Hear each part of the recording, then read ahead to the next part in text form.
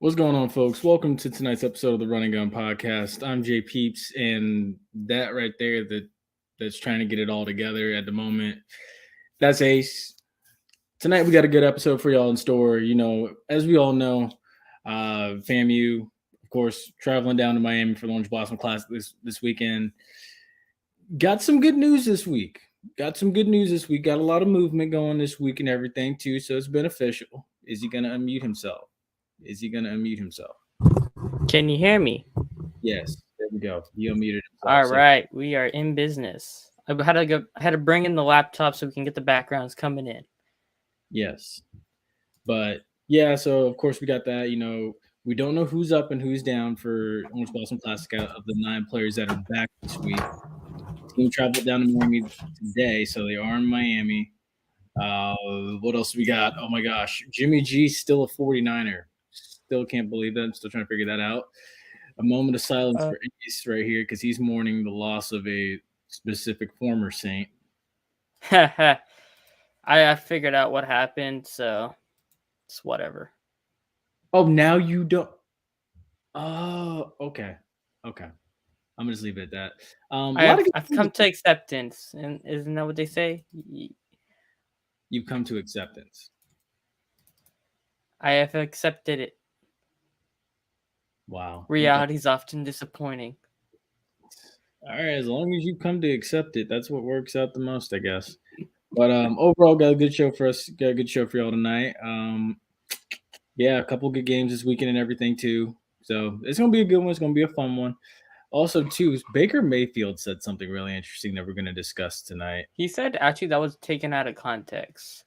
That what you're talking about. That's going to be bulletin board material in the Cleveland Browns locker room. So he lit his own fire. We're back in business. Give it a second. It's loading in. We're gonna roll this intro. Let's go.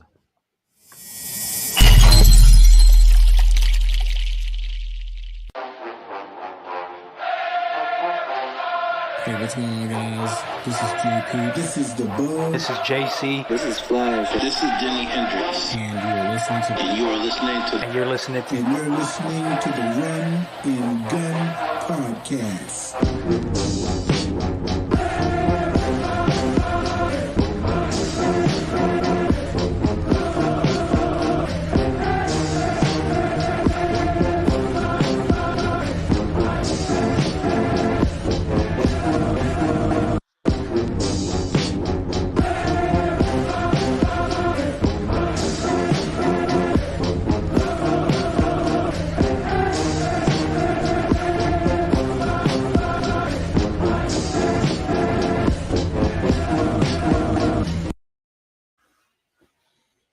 All right. So, oh my gosh, that was the wrong mouse. There we go. This evening, that was the wrong mouse. You got it? Yeah, I got it now. Got it together slowly. This is what I wanted to do for the NFL part. You wanted to do that for the Chauncey thing last night, and I didn't get to do it because I did not have the right computer for it. So we're on the right one. All right, but this is also for the FAMU advisors and stuff like that. Their job security. Moment of silence for them. Wow. But so something interesting happened yesterday actually. So President Robinson actually went out and he met with both. Well, not both, but he met. Well, yeah, both with the media, and then he also met with the team. He met with the team first around 6:00. He had a press conference right afterwards. Shout out to Allison again. You know, asking the tough questions, making Larry really have to choose his words wisely and how he responded. But overall, I was, it was meh. But I will say I'm glad to know 9 players are back this week for the Orange Blossom Classic. It was originally 26, so you got 9 guys back. So now the number's down to 17. And apparently, because the waivers have been submitted to the NCAA, there may be more guys that end up finding their way down to Miami this weekend. So we shall see what happens. But this was a step in the right direction, honestly, if you ask me. It's better than what the worst case scenario was and what we thought about was going to be, Friday night that came out? Yeah, It's definitely better as of today. Is way better than what it was Friday night. Friday morning, actually. Friday morning into Friday afternoon is when it really broke. But yeah, it's a huge step in the right direction, honestly. I think now you have the quality depth that you need. We don't know who in particular was ruled eligible and who is still waiting. I think we do know that Cameron Coben and Isaiah Land are still waiting to be ruled eligible, but from what I've heard, there's a plan in place to get both of those guys down to Orlando. Not Orlando. That's not till November. Down to Miami for this game. There's still a plan in place because that's something that they did with the true freshman TJ Demas, who had to start on the offensive line against UNC. They had to get him on a flight Saturday morning to Chapel Hill for the game. So you could expect to see the same thing if guys are cleared by, honestly, Saturday night into Sunday morning. Some guys are going to probably be coming in late Saturday night. Hey, as long as they're there is what matters. Ain't that the truth? That's facts. And also too, there's a serious human rights issue going on in Jackson, Mississippi. They have no water at all, and the people that do have water said they have dirty water.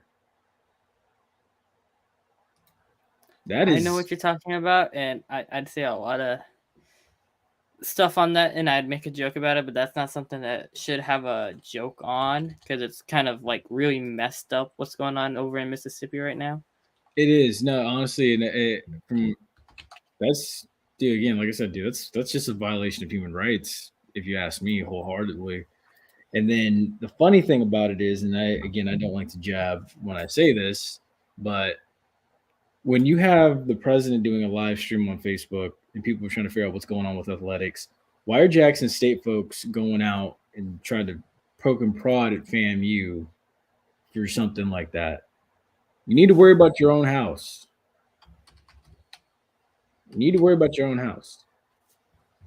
By the way, also, if you'd like to leave a comment, head over to YouTube so you can comment in the comment section. As well, too, a couple games going on this weekend outside of the Orange Blossom Classic. We already know Prairie View and Texas Southern are meeting up this week. So something interesting. There's a fun fact that I have about this game. Prairie View is currently on a 7-game winning streak over Texas. I was going to take them even without knowing that, but you were going to take them even. Yeah, honestly, I was going to take them too, even if I hadn't known that as well. I think this streak is going to go to 8 games now. I'm really confident about it. But I think, we got a comment. Whoa. We do? Decades of white politicians neglecting Jackson, according to what a friend told me. I believe it. You got to think about Mississippi is one of the last Mississippi, backward state. I don't want to say that in like the wrong, how do I say this? In the wrong context, but it kind of is a backward state, if you know what I mean. It sadly is because it's one of the more underfunded states in the union. I think, I don't want to go there, but it is one of those states that like it was hit hard by the Civil War not being won by the Confederacy. And it has not recovered greatly. I've been to Mississippi here in the past 7 years. Doesn't look good. You get outside the walls of, honestly, Starkville and Oxford, the college towns and stuff, it ain't much to really see. It's like Central Florida almost. Certain parts of Central Florida. Yeah, let me rephrase that. Certain parts of northern and southern Central Florida. When I mean everything north of Orlando, in between 95 and 75, and just south of I-4 and 95 and 75. Mm-hmm. Exactly. And so, yeah, it's crazy. It's crazy, man. I could never, but yeah, again, like I said, dude, this Jackson, not Jackson, but Mississippi is one of those states that it took a long time just to, as you can see, to get the Confederate logo taken out of the state flag, and now they've replaced it with a magnolia flag. So that tells you where it is, but that's pitiful. The state capital of all places should never be out of water. So yeah, it's a lot of dirty laundry going on both sides this week. pretty rough week for both sides. The other thing too is I know you want to get to this part. Also, Central State and Winston-Salem State meeting in the Black College Hall of Fame kickoff classic in Canton, Ohio, the home of the Pro Football Hall of Fame. That's an interesting matchup that'll be on NFL Network this weekend. And then you've also got, oh my gosh, who else was it? Well, yeah, Bethune plays Miami this weekend, of course. So there's some. Yeah, that game is just before. The day. That's the day. It's like Saturday night, I think, right? Yeah, Saturday night. And then you've also got, oh my goodness, you've also got Alcorn and Stephen F. Austin this weekend. So it's a chance to Alcorn. Stephen F. Austin pissed me off last week. Look, they were 10th ranked, and they did not play like the 10th ranked team in the country. They disappointed big time. So, I mean, I think Alcorn has a chance to go out there and make a statement, a crucial statement. And then also, too, you have the Dukes Mayo Kickoff Classic. You got A&T, and then you got NC Central. North Carolina A&T has been dominant in this series recently. Did he freeze or did? Oh no, he didn't freeze. Oh, I was about to say. No, I was thinking about fifth quarter, like the tweet we had of last week's episode of nailing it, and it made me remember I got a next one right. Oh yeah, I know. Yeah, you got to get right that one. You can watch the Board of Trustees meeting on Friday. Depending on what time I leave here to go to Miami. Wait, Friday. Oh no, I'm not leaving until Saturday. Yeah, I'll watch it. I'm gonna watch it. Then again, hold on. Depending on what time I get out of class Friday, I'll watch it. But yeah, hopefully my plan is honestly watch the Board of Trustees meeting. I know I jokingly said earlier today, I said, is this meeting going to be one of just sitting around South Beach and having cocktails and chicken wings, or are they actually going to talk about business? So we'll see. We're going to see what happens. Where's the tweet for World Live episode this week? I ain't even finding it. See, because you're supposed to be focused on the show. Well, I got to promote the show while we're on the show. Oh, we'll go to the page. Yeah, I'll just do it the hard way. Anywho. The other thing, too, is we get to hear Ace's bowl predictions for the weekend. So, it's possible we may see more guys get eligibility before Sunday. I say it gets under 50. I think we'll be about 14 people left on the ineligible. I think 3 guys get cleared before Sunday. You think a minimum? I don't think the big dogs get cleared until next week, though. I seriously doubt Isaiah Land and Cam get cleared before this game. Yeah, unfortunately, you're right. They said 5 waivers are still pending, I think, with the NCAA. I'm not sure who it will be that will be granted permission to get down to Miami this week. But honestly, like I said last week, you got 17 offensive linemen. You lost 2 in that game against UNC. How many are you going to get back? Hopefully you can get you need, honestly, in my opinion, to feel comfortable, you need 12 total going down to Miami to play. I still think what Flash said last night, primetime going to downtime, I'm going to back that up. I'm going to take FAMU tonight. Not tonight. Whatever. I'm half asleep still. Sunday. I wish it was Sunday. Yeah, that means Sunday too. Actually, I'll just take Friday night. I have class Friday morning. I don't want to do that. Anyways, for the bowl predictions, let's get this so we can clip it. So, bowl predictions for this week. Let me go ahead and do this right here. What needs to happen for the Moose to get loose? I'm gonna up them to 3 TDs this week, though, but I'm gonna give them 2 picks.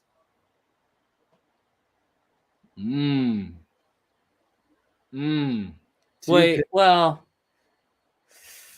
see, I'm starting to think they probably McLeod's gonna get a rushing touchdown. I really think he'll get one, but I don't know if they score 4 TDs on Jackson State because the last time it was a 7-6 game, and I don't know if we'll see that many scores.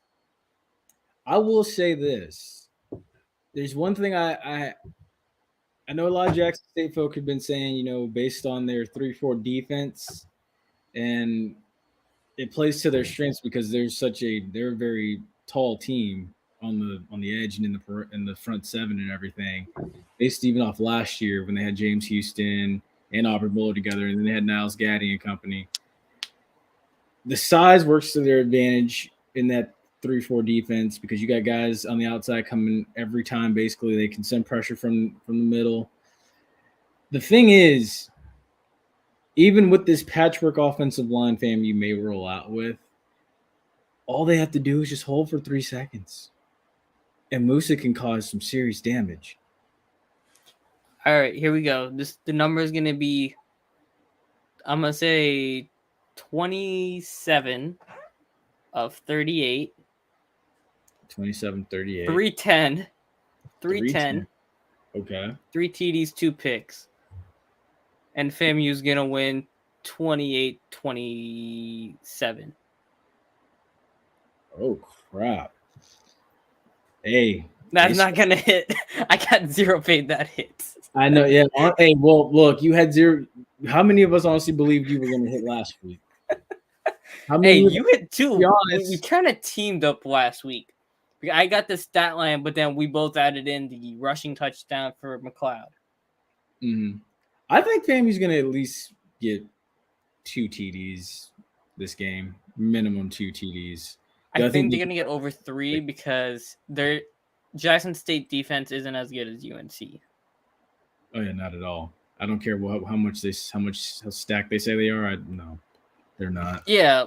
What this comment coming up is we talked about this last week. We had Moose would have won. Oh yeah, you would have. No, not last week. We talked about this Saturday. Saturday night we talked about Musa. Sunday, no, but he's saying if they'd have had him last year, they would have won, or we would have won. Oh, yeah, definitely would have won. He would have shredded him alive. The thing is look, people don't realize it, but like take nickel and diming a team up the field the way he did UNC, that goes a long way. Those yards pile up. And then the fact too. How do you think Brady won 7 rings? Thank you. How do you guys think Brady won 7 rings? How do you think Peyton became what Peyton is? Besides the fact of how do you think Drew Brees lost into having the most whatever yards it is or whatever? Yeah, they're always throwing. Now he's second after always throwing Brady having a year on him still. But yeah, I mean, I think honestly, like I said, dude, he only needs to get 3 seconds. If someone's gonna pop open in 3 seconds, and he needs to just hit a window, that offensive line just needs to stand in front of somebody for 3 seconds. After that, anything could happen. That's all it takes. That is all it takes. You know what? I'm gonna say Musa's gonna throw a swing pass to McLeod for a touchdown. I think he's gonna hit AJ Davis for a TD again, honestly. There is going to be at least one running back score, I think, in this game. I don't know if it's a rushing or a receiving, but one of the running backs will score. Oh, yeah, I think so. But I do have to commend him, though. Wasn't it what Junior Maratovich was the quarterback last year, right? For that game? He stepped in relief for McKay because McKay was pulled. Yeah.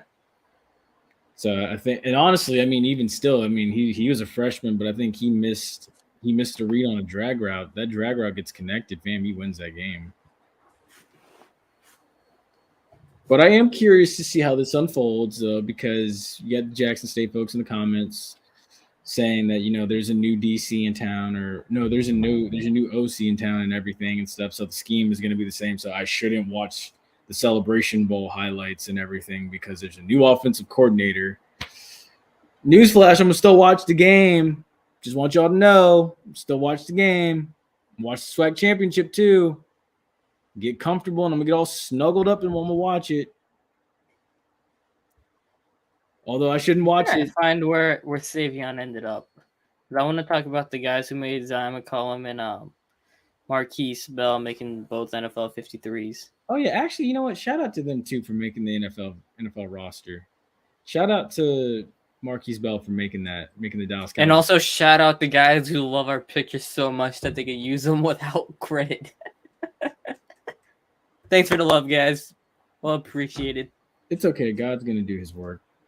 God's going to do his work in due time. It is A-okay. But, all right. Now I guess we can transition over now. All right. Give me a second. Let me have it ready. So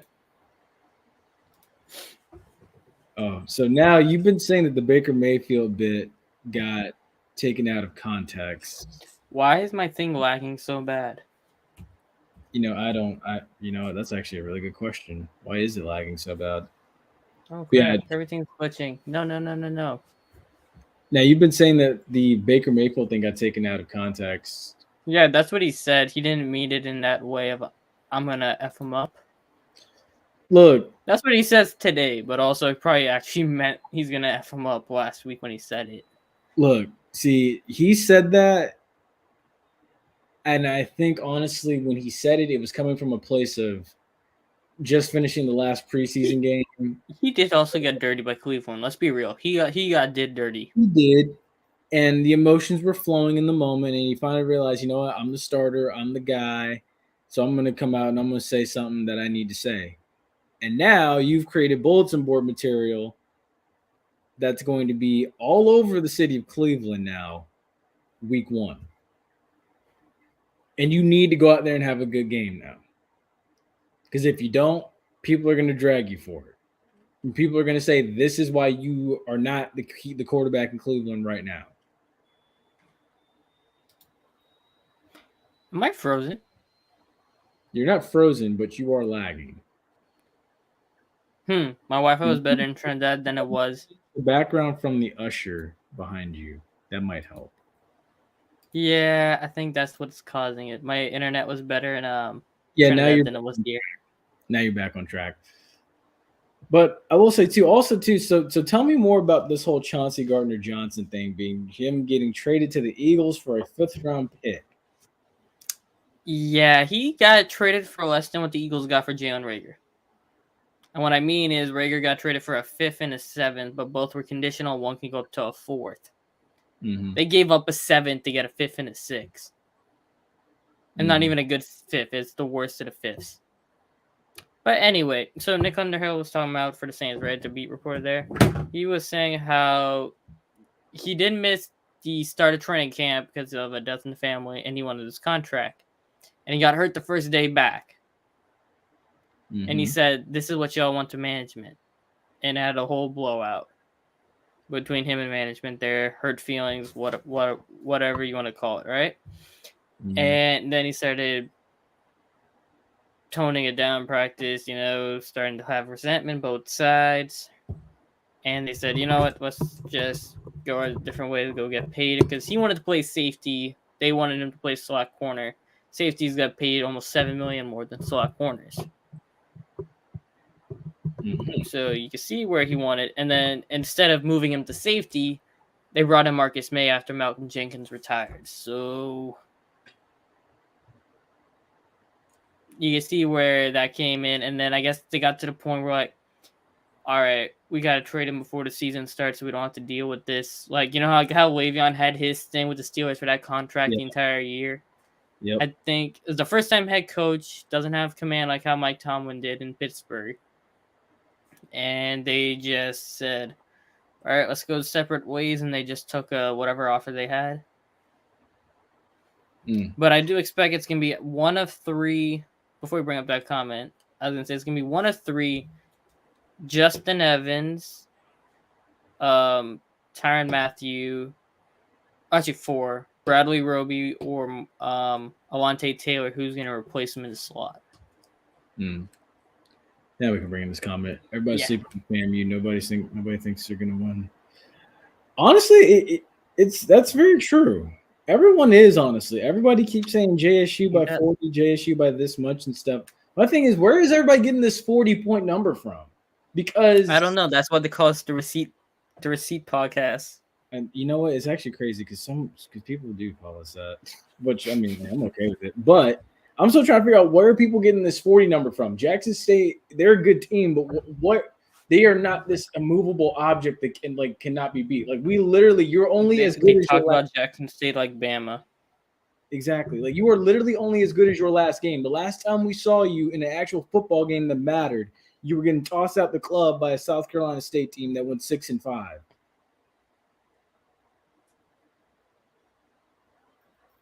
I get it. You got a heck of a lot of talent. But let's stop acting like this team is just so unbeatable. If you literally just get in there and get physical with them and punch them in the mouth, they will fold. I don't care who they added, who they got rid of, and everything. I give credit where credit's due. Tim Brewster's a heck of a coach, though. I definitely give credit where credit's due.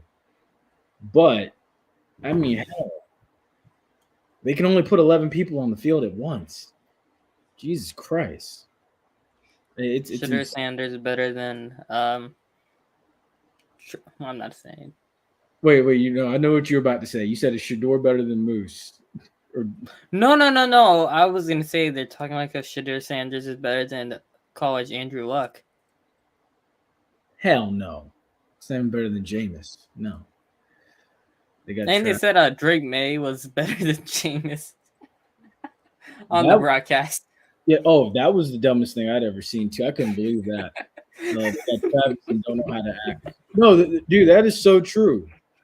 He better be the next. Like who was it from the dude Michigan? Jabril Peppers. He better be a game changer like Jabril Peppers. He better be over 100 yards receiving on Sunday for as much as they've hyped that kid up. But I will say, I told someone else this earlier in the week. I told him, I was like, dude, Travis needs to eat a sandwich or something because I'm gonna just call a spade a spade. He's too light in the ass. If he gets hit one good time, he's done. I don't think a sandwich is going to solve his issues. He needs to go drive down to Louisiana, get a bowl of gumbo and some beignets to put on some weight. That's true. He does. No. Or head over to Georgia, get some Kentucky, get some fried chicken or something. Go up to Missouri, get some barbecue. I don't know what the hell they eat in Mississippi. I know one thing. Last time I was in Mississippi, I went to a gas station to get coffee, and they didn't have any coffee. I asked for a mocha latte, and they gave me straight up black coffee. So I was disappointed. But I'm not going to talk about the state of Mississippi. I'm not going to do it. I'm not going to talk trash. I'll wait till after the game Sunday. Just say the numbers. Going to say the numbers. I'm going to be good. But the other good thing happened. Keep them all ready to go. Oh, yeah, don't worry. They're all ready to go. They're being collected as we speak. But the other good thing that happened, too, was Sony Michel landed back in Los Angeles, but it wasn't with the Rams. He landed back with the Chargers. So that was a pretty good pickup. When I saw that, I thought about how funny it was. They have two guys who played for the Wizards, right? Mm-hmm. Well, it's like Patrick Beverley also. He was with the Clippers, and now he lands back in LA with the Lakers. Yeah. And then you have John Wall heads over to the Clippers, and you have Westbrook on the Lakers.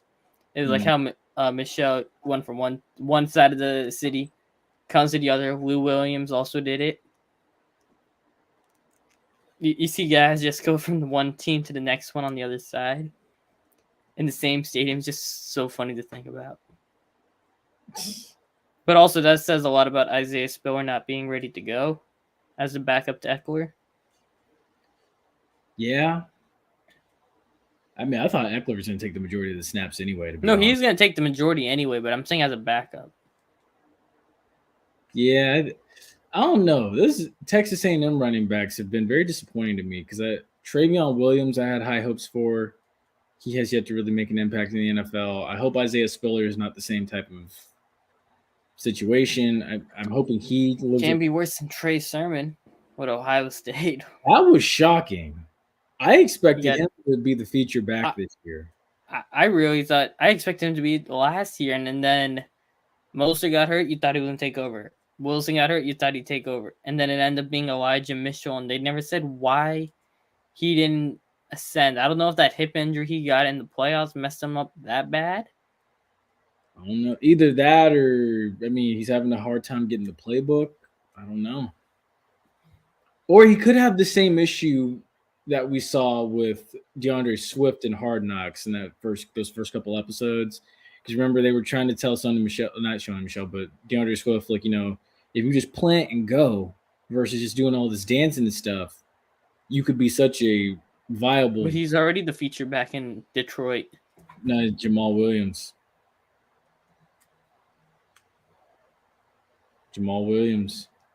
He ain't starting. Hey, look, I don't know. I didn't finish Hard Knocks yet, but I will. But No, I'm telling you, who's gonna start? It ain't Jamal Williams starting in Detroit. we'll see. Well, I don't know. When both of them was playing last year, DeAndre Swift outplayed Jamal Williams by a mile. Yeah, you got a point. And also, I have too many shares of DeAndre Swift already in fantasy to have him not be the starter.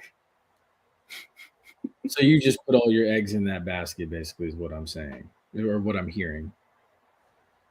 No, it's only 3 out of the 4 I've done so far.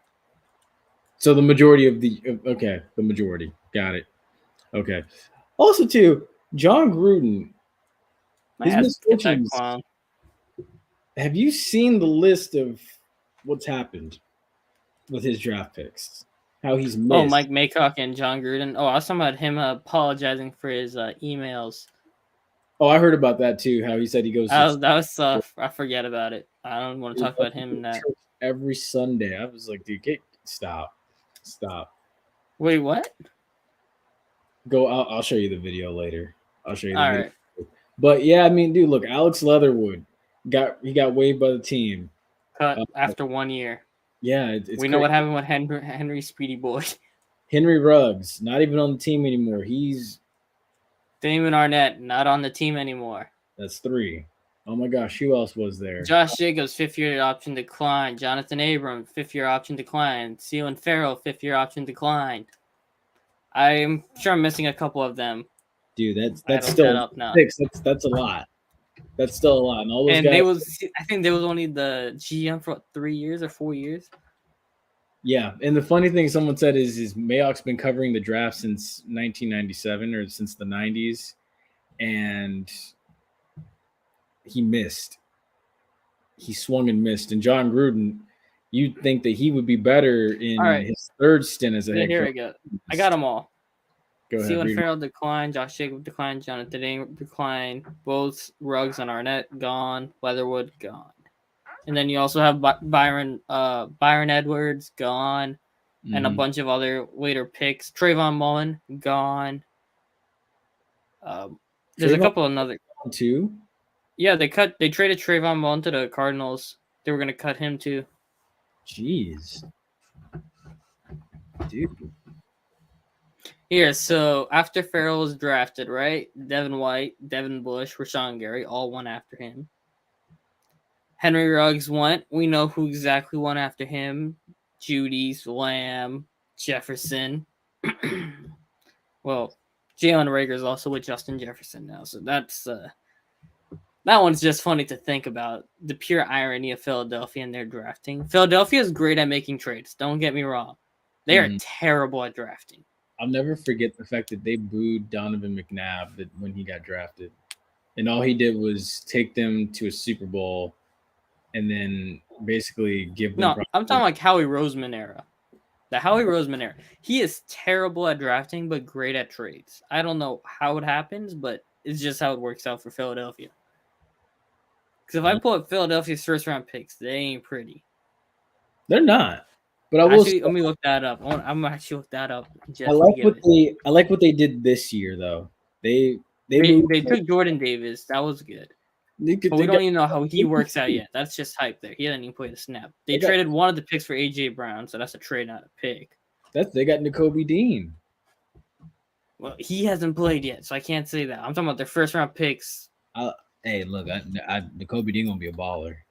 Oh yeah, we know that. And then they got Chauncey Gardner-Johnson now too. So Philly ain't the same team that we last saw them as in the playoffs. No, they only want to take all the Saints players. Oh yeah, they got Ian Book too. That's right. I'm fine with that. They could have had him. That's crazy. That's just, man, it's insane.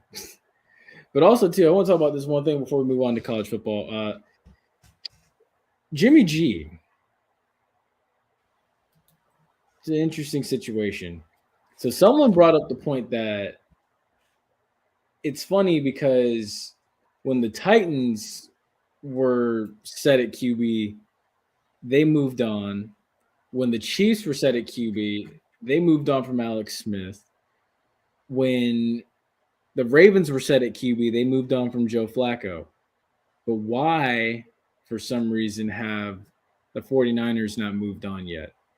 And this is why I think we may not have seen the end of Jimmy G in San Francisco. I think I said this last night, and your kind of thing with this, we're gonna continue is that says more about Trey Lance than it does about Jimmy G. That the 49ers kept Jimmy G. Yeah, I mean, all right. Here we go with the Eagles, right? So 2014, Marcus Smith. I don't think he's on the team. Nelson Aguilar not on the team. Derek Barnett is on the team, but he's not doing anything really, unless he's doing stuff I just haven't heard. Picks. Yeah, Carson Wentz not on the team. We already know what happened with him. Andre Dillard's just garbage. Jalen Rager's not on the team. Devontae Smith and Jordan Davis. We know Devontae Smith they hit on, but everybody else. JJ Arcega-Whiteside gone. Mm-hmm. Avonte Max, I don't even think he does anything anymore. Pitiful. Well, see, if you actually hit in a draft, you'll end up like the Saints, where you lose guys like Marcus Williams, Trey Hendrickson, Chauncey, because you can't pay everybody. Mm-hmm. So you got to start trading guys out or losing them in free agency because you just hit on all the picks. And it also speaks a testament to the Saints' ability to develop their talent, and how in most cases too, the Eagles can't really develop their talent so much, or they've struggled to. But with that, we can slide on over to college football now. So why did the Bucs cut Tyler Johnson? He single-handedly won them the divisional round, the only game against the Saints. So that actually, my friend, was because they kept Rashad Perryman over him. Hey, look, I don't get it. Dude, I'm gonna be honest with you, I've been so out of the loop with what's going on in Tampa Bay for a minute. But all I heard was today that it came down to special teams and the ability to contribute. So they said Scotty Miller is able to do a better job of contributing on special teams, whereas Tyler Johnson can't. But I'm still trying to figure out how Rashad Perryman is a better contributor on special teams than Tyler Johnson.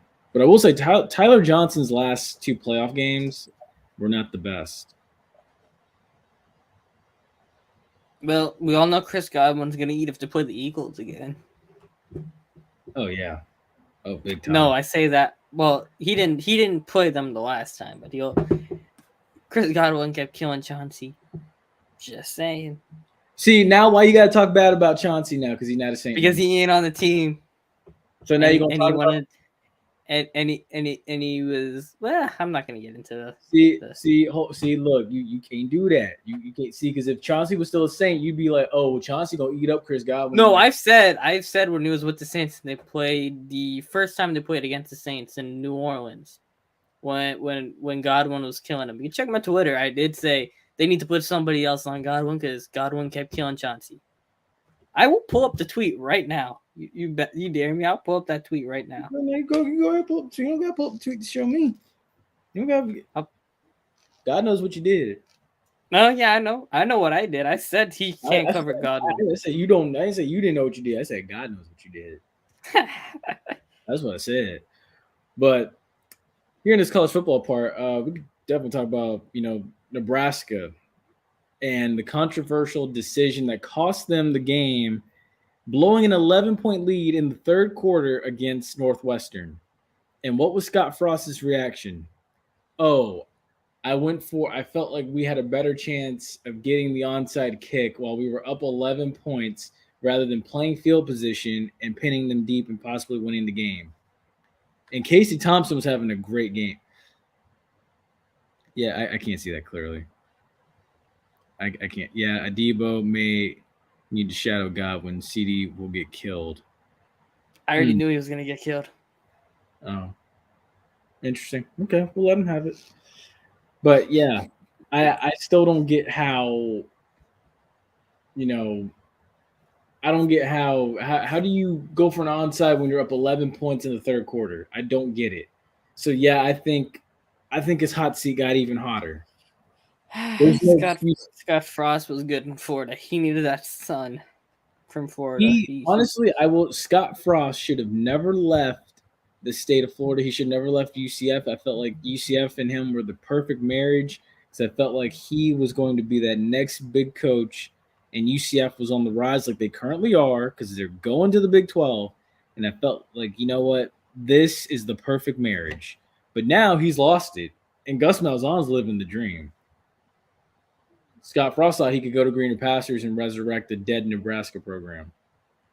And he has not done it. Nebraska has lost more games in the past few years under his watch than they've lost in the entire time that Tom Osborne was the head coach at Nebraska. From 1973 to, I want to say, what was it, 1997? And from that, in that span, Nebraska lost, I think, less than 49 games. In Scott Frost's entire time at Nebraska, Nebraska's lost 49 games. It's pitiful. It is truly pitiful. But the other thing, too, that's going to happen this weekend is Notre Dame's going to attempt to do something that they haven't done since 1936. And Ace, do we know what that is? Wait, 1936 or the last time? Well, Notre Dame beat Ohio State. Yeah, and honestly, that I know it's crazy. That's right. That's true. That is the last time Notre Dame beat Ohio State. And yeah, I don't know if anybody's still alive from 1936, to be honest. There's some old heads. No, 1936 is only what? 90 years old? No. No, I think it's less than 90. It's like 80. Yeah, it's like 80 something. So there are probably people that were around to see that. But I mean, dude, They're probably like really old now. For a program that's as storied as Notre Dame to not have beaten somebody since 1936, that's sad. But the thing is, too, is I don't know if it's going to happen this Saturday because I don't know why they're preseason ranked number 5. They got a first-year head coach that was still in the program, but I don't like their chances going into the big house with Ohio State having this redemption, this road of redemption that they've set out on. Because for one, now they feel like, we're going to go run the score up on Michigan. We're going to start things out with Notre Dame and make a statement against them. We got to go and beat Penn State. We got to go and beat, I believe if they play Michigan State this season, they're going to believe we got to go beat them. We got to go beat the Illini, our rivals, for the Illybuck Trophy. We got to get to the Big Ten title game. They were not satisfied with 11-2. They're looking to make a statement week 1. And Ohio State is, how do I say this? They are a team on a mission. They are. Their biggest obstacle this season is getting past the SEC. Getting past Alabama, Georgia. That's their biggest task right now. Because I think that they're going to just mop the floor with Ohio State because based on the fact that this game is in Columbus on a Saturday night. And I don't see Notre Dame keeping pace. Not to me. Into the big I already said my predictions on the stat lines from last night. I can't remember what I already said. I think I had JNS going for 2 TDs, like 180. I believe it. I think he's going to go off. I think the entire wide receiving core is going to go off. I think CJ Stroud's going to have a good night too. The other one also is the game in the Swamp. Billy Napier and the Gators taking on Utah. This is actually a game that's not really being talked about enough, I think. Utah's favored, I want to say, I believe it was by 7 or 2.5. Yeah, 7 points. I had a whole thing on Anthony Richardson. He's like the best player in Florida, but also the one with the biggest question mark in Florida. Like, in the state of Florida. It is, because, and I think, honestly, Dan Mullen hurt him more so than he did benefit him. Because, I mean, when he got in, Dan Mullen hurt that whole program. Yeah, no, really, he did. He built it up and had it rolling, but at the same time, too, once he got it rolling, he couldn't. I can't say what I want to say, because if I say what I want to say, it's really messed up. But he didn't know how to take it to that next level. Oh, yeah, Utah's favored by 3 this weekend in the Swamp. Only 3? Only 3. Oh, You got to great. think about it. The elements play a role. It's already hot and muggy down here. That is true. And he's a Pac-12 team versus an SEC team. Exactly, and they're traveling cross country to play this game.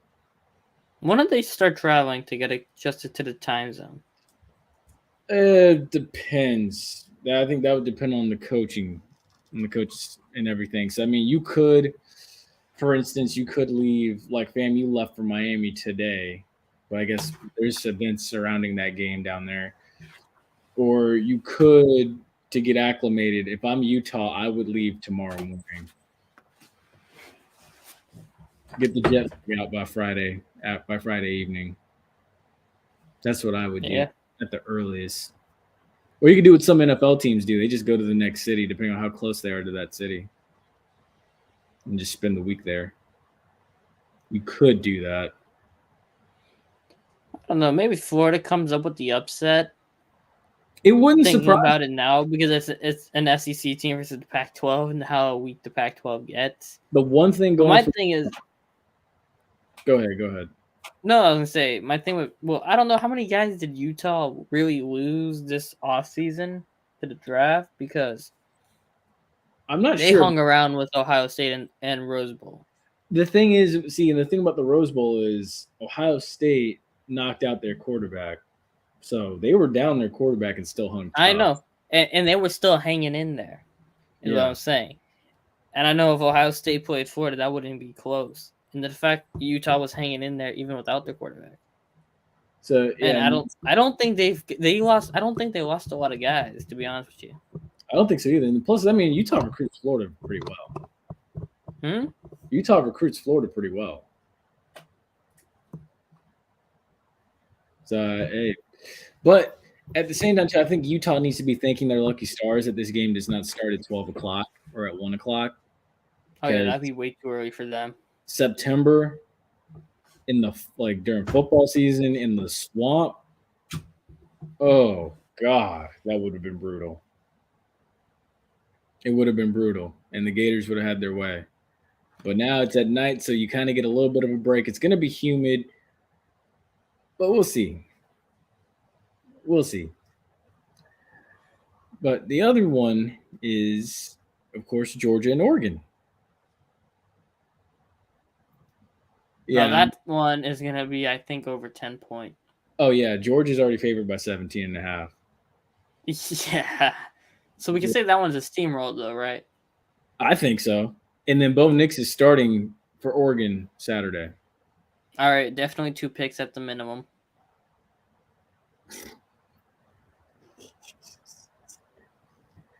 I agree. Keyword there, minimum. I agree. He's gonna have to. I don't get it. The prodigal son goes to Auburn, can't cut it at Auburn, and then ends up at Oregon. He's named the starter. I don't know. And I don't really trust Oregon's defense to try to keep pace with Georgia. Georgia's still got ball players, regardless of who they left. They kept one of their running backs. I don't. That's not Zamir White went to the NFL, but there's one of the other running backs stayed behind that they had. Exactly. So it's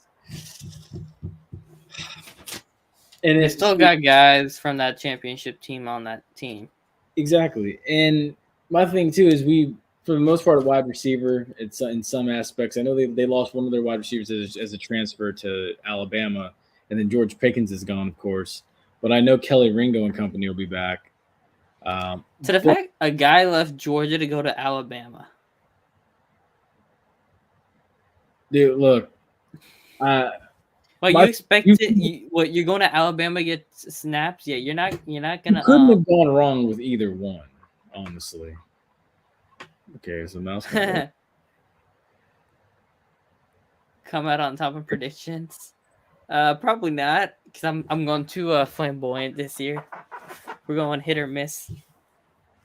He's honestly trying to come out on top with his fantasy football team this year.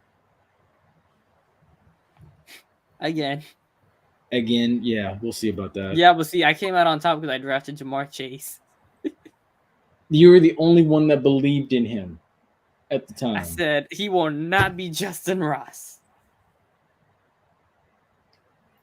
Lo and behold, he wasn't.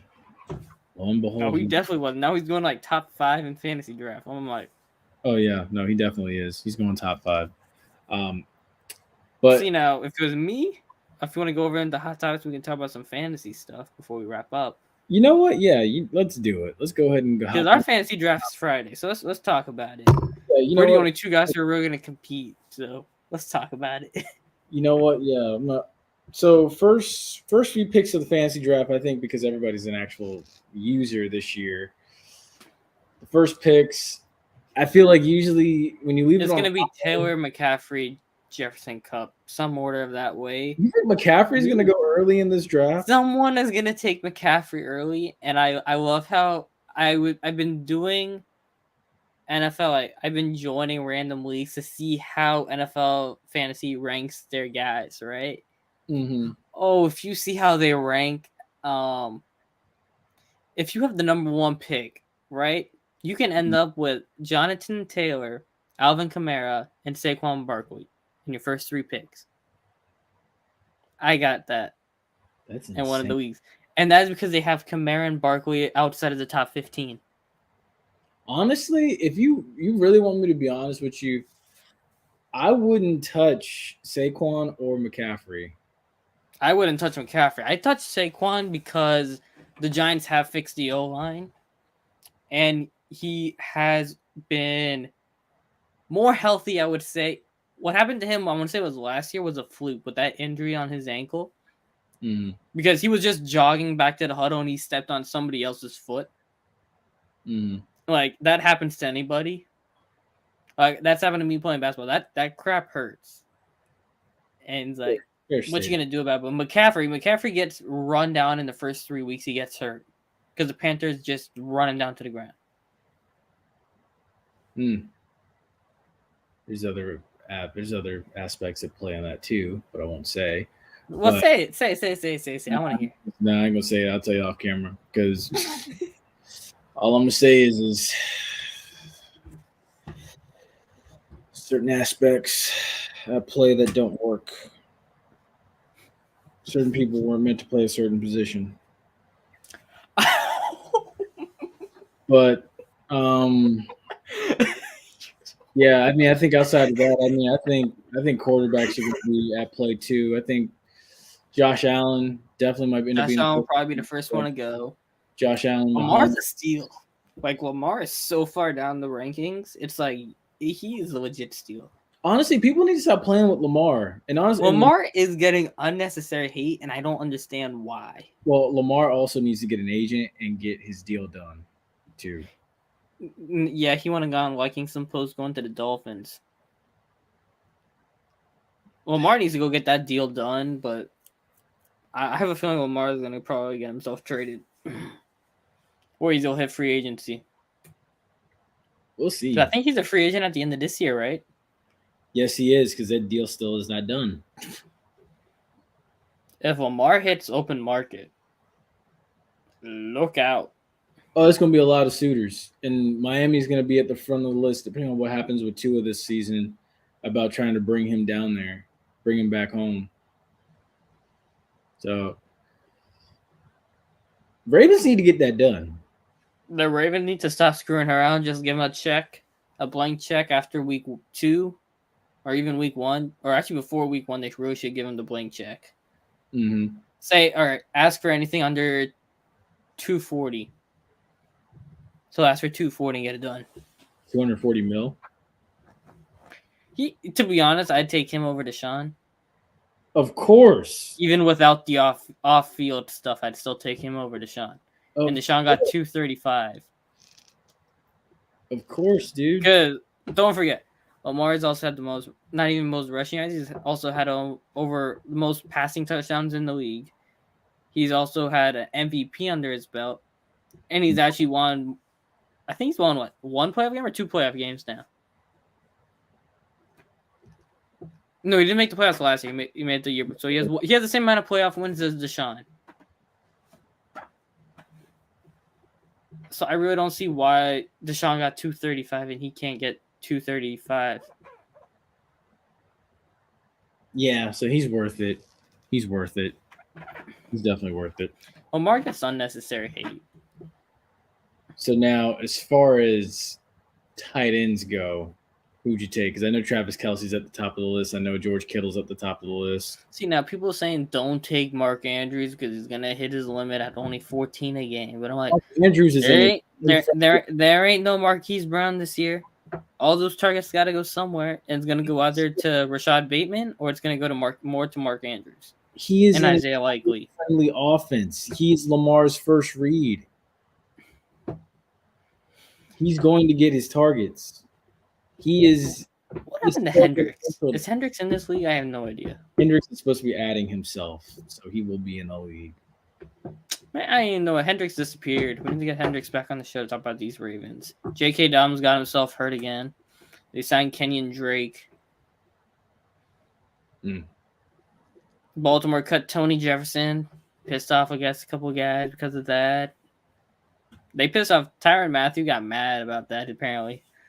Honestly, he said, if it wasn't for the Saints, I really thought Tyrann Mathieu was going to end up in Baltimore. Who I saw, well, then again, I guess this is why he's a safety and why he doesn't line up over receivers. I saw him go against somebody one-on-one and he got toasted. But again, I'm going to cut him some slack. He's a safety. I don't think he'll be lining up on the line a whole lot. But if you're going to play in the NFL, you should be able to be multi-dimensional. Somewhat able to cover. Oh, multi-dimensional. You should be able to play corner, slot, safety. You should be able to blitz, come in the box as an extra linebacker. You should be able to do all of that. So Derwin James, Marquise Bell, those kind of guys. Yes, exactly. Well, also saying Marquise and Derwin. Jalen Ramsey. Ramsey. If Ramsey wanted to, he could play safety. All those guys, you should be able to play. You should be able to do everything in order. All you have to do is you need to hit hard, be able to proper tackle, cover, and run side to side. Exactly.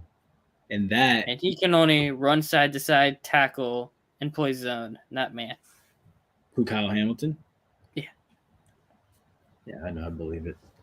It's unfortunate to say, but I believe it. That's what is going to wrap up for us. Or we're going to talk wide receivers. I mean, wide receivers, there's a little bit of a dead spot. Running backs and wide receivers, you got to be careful if you time that up, because if you don't take a wide receiver before start around 4, you're going to get screwed. Because the talent level from the top guys to after round 4, it gets ugly. You have to hope Godwin and Michael Thomas hit. I really hope someone is not that person that just takes all of one team's players. But you know what? Those are the worst. I kind of hope that we do have that person, but I kind of hope we don't. Yeah, because everybody else gets pushed down. Exactly, because honestly, no. And then the thing is when you load up on all of one team's players, the bye week is a free week. Exactly, and now you're like, oh my gosh, what do I do this week? Just take an L that week. See, we can't take L's. We can't take L's. We got to get it right. We got to get it right the first time. But anyway, guys, that's going to wrap us up for tonight. Thanks for joining. Ashton, Bossman T for the comments. If you're watching on Facebook or Twitter, make sure you guys go into the comment section after the shows or whatever, ask your questions. That's right. I feel so bad. That's right. Facebook is available for the comment section too, so you can't. I think it is. So the one thing that sucks about Facebook is we have the views on Facebook, but they don't apply to YouTube. It's kind of sucky on that. Because I mean, Facebook's its own entity. Exactly. Facebook's the metaverse. But anyway, yeah, that's gonna do it for us tonight. What is it, episode 5? Yeah, this is episode 5 for season 4. Season 4. That's kind of crazy. Run and Gun and Last Giver on the same season now. Well, I mean, anyway, that's gonna do it for us. Be a friend, tell a friend, like, share, subscribe. Yes. I don't know what there's left to talk about. FAMU breakdown will be what, Sunday morning? Sunday morning. I'm not sure what time yet. When I open my eyes, I'll come into the chat and just troll or something like that. Oh yeah, you and the rest of the Jackson 5 will be there. You didn't get that. You didn't pick up on that. You probably might while the credits are rolling, but you didn't pick up on that. But yeah, as always, folks, we appreciate it. Y'all stay safe. Y'all stay blessed. We will see. Well, I'll see you Sunday, but for here, I'll see you for us- next week, Tuesday. Yeah, we'll see you next week he'll see you next week on Tuesday. But stay safe, stay blessed. Enjoy your trips down to wherever you're going this weekend, whether it be Atlanta, Miami. If you're in Orlando going to the UCF game, be safe, stay blessed. We'll see you next week.